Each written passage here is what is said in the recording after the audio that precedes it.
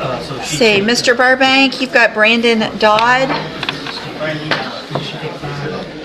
If everyone can please hold it down.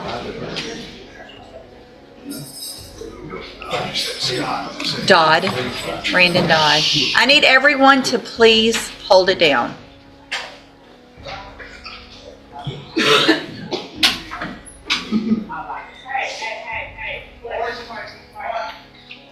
I don't see it. Oh, there it is.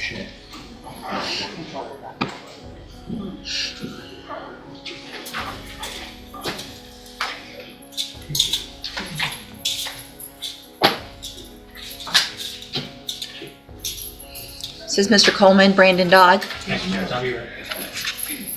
Good morning, sir. You're Brandon Dodd? Yes, ma'am. All right, hang on just a second.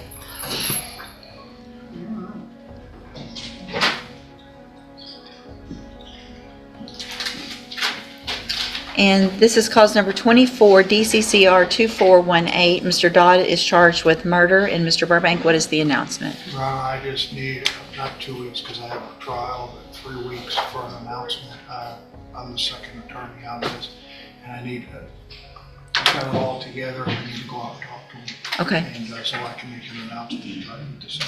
Okay. State's not opposed to it. All right, we'll do one more reset. Mr. Burbank's getting caught up as quickly as he can. Sounds like he'll be out to see you very soon, so we can get an announcement at that next court date. Yes, ma'am. Okay, you can go back with the bailiff.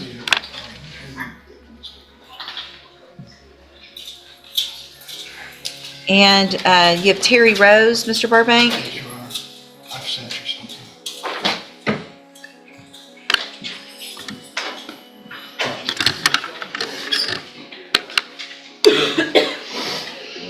Good morning.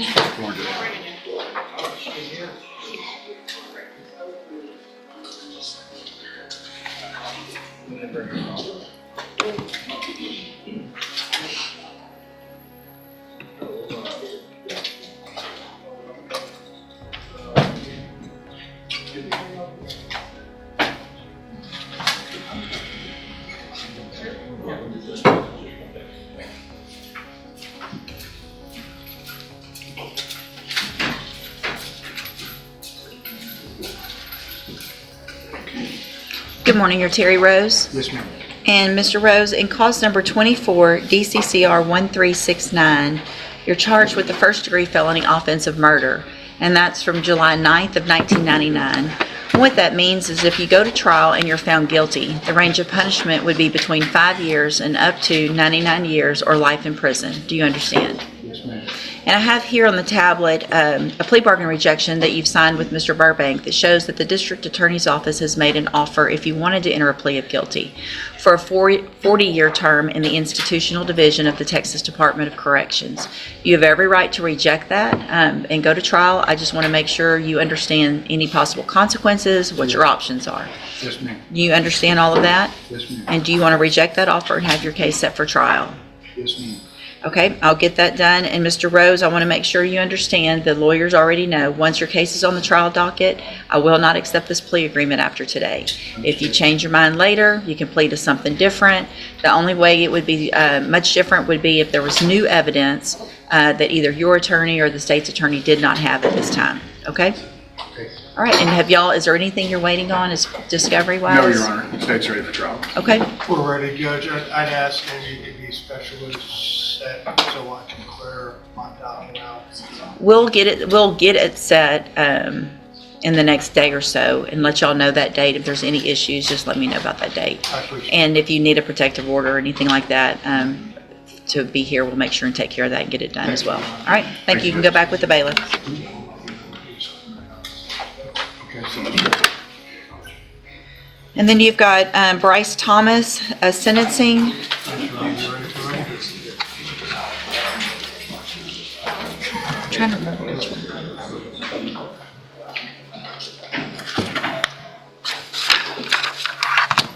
Yeah.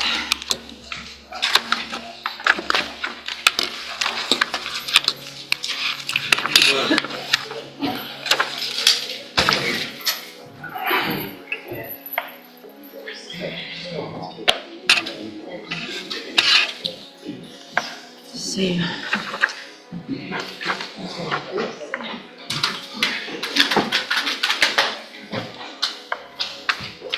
All right, sir, you're Bryce Thomas. And Mr. Thomas was previously in court, entered pleas of guilty in cause number 24, DCCR 0389 to the third-degree felony offense of prohibited weapon. Cause number 24, DCCR 0390, also a third-degree felony of possession of a prohibited weapon. Cause number 24, DCCR 0391, pled guilty to the state jail felony offense of theft of a firearm. Cause number 24, DCCR 0392, pled guilty to the lesser offense of indecency with a child by exposure, also a third-degree felony. There was no plea agreement. I have received and reviewed the pre-sentence report. Has everyone had an opportunity to review that report? State has yours. In addition, there is also the largest packet I've ever received of jail incident reports in a case. Did everyone have an opportunity to review those? Yes, I took an evening and 35 pages. I reviewed them one evening. State reviewed all 35 pages of yours. In addition, the state has filed a state sentencing memorandum. Mr. Burbank, did you receive that and were you able to review it? Okay.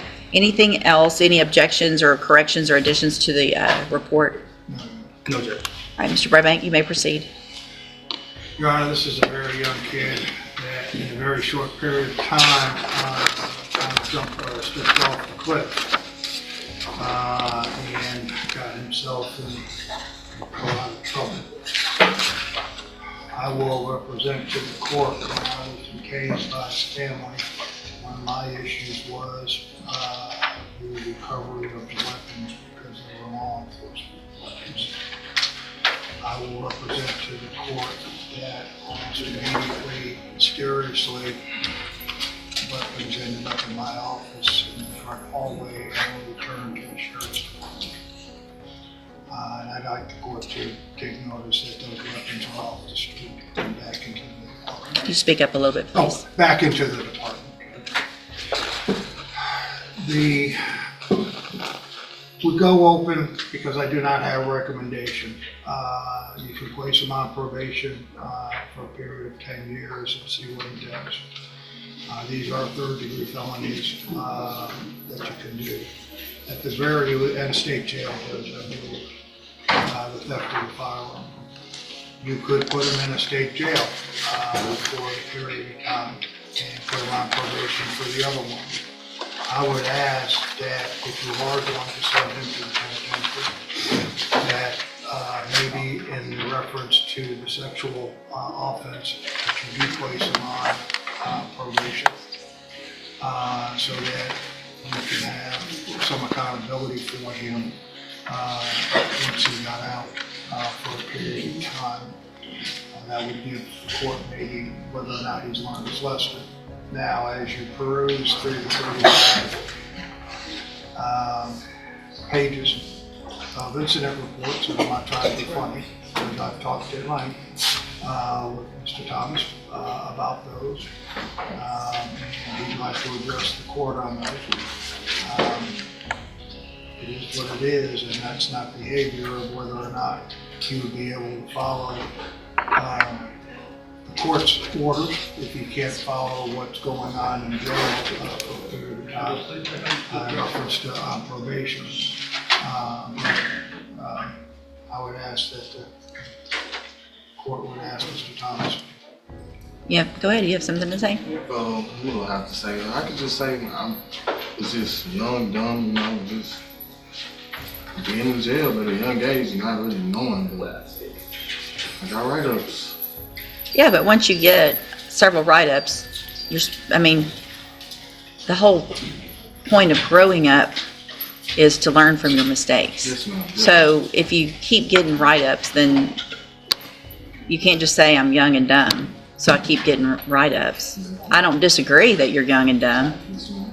but this is ridiculous. I know our jail cannot wait for you to get out. Cannot wait. Yes, ma'am. Mr. Coleman? Yes, Your Honor, I'll be brief since I put everything, I made the state's position clear in our sentencing memorandum. Thank you. Because when would it start? It will start after he finishes his period of incarceration. Okay. So whatever I give him, if I do at prison, and then I say it's consecutive with a probation. And does it matter if it's a straight or a, I don't believe so either, Judge. But again, I'm happy to get you some cases. no, I appreciate the idea. Again, we've done it sometimes. I mean,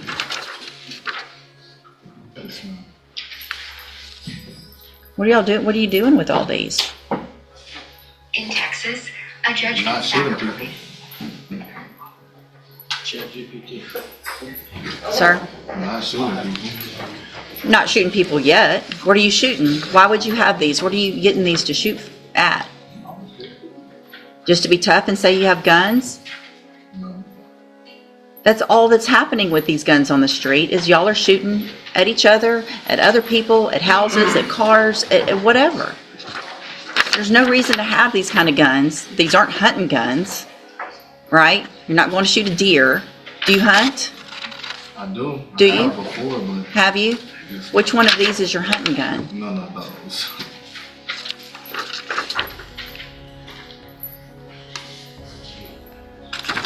You thought you were pretty bad breaking into a cop's car, didn't you?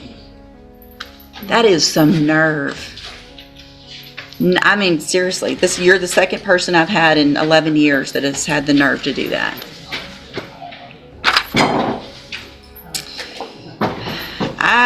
Here's what I'm going to do, because I agree with Mr. Coleman. I would like, at least in the indecency case, to get treatment and probation on that case so that we know you're not going to go make that type of bad decision again. But I'm not giving you probation on everything. You're going to you want to change your life and do better and not be young and dumb, you're going to have some time to figure that out. So in cause number 24, DCCR 0389, I'm going to find that you entered your plea of guilty freely and voluntarily, find sufficient evidence to find you guilty, and at this time find you guilty of possession of a prohibited weapon. Mr. Coleman actually asked me to sentence you to 5 years. I don't think that's enough. I'm going to sentence you in that case to 7 years in the institutional division of the Texas Department of Corrections. You'll receive credit on that sentence for any time you've been in custody. And part of the reason I made it lengthier is because you have been in custody so long, and a 5-year sentence really isn't going to amount to much. Cause number 24, DCCR 0390, also find sufficient evidence to find you guilty, and at this time find you guilty of possession of a prohibited weapon. Sentence you to a term of 7 years in the institutional division of the Texas Department of Corrections. You will also receive credit on that sentence for any time that you've been in custody that the law gives you the right to receive.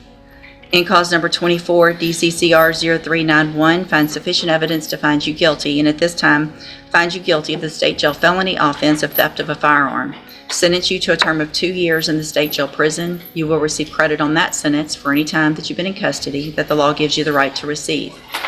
Then in cause number 24, DCCR 0392, find sufficient evidence to find you guilty. However, in that case, I'm going to defer all proceedings, place you on probation. No, that's the third. I'm going to find you guilty of that offense, sentence you to a term of 10 years in the institutional division, but I'm going to suspend that and place you on probation for 10 years. Can I address the court on that? Mm-hmm. With the deferred, though, with the registration, it would, if he did comply after he got out, that he may have a chance instead of a conviction. He's already got 3 convictions. Well, A I fourth. understand that, but a sexual kind of. May I respond, Judge? That is a reduced plea to a reduced charge. I agree. I want to add. Can I give a straight on indecency though? Hold on. So, I think it has to be deferred. Hold on.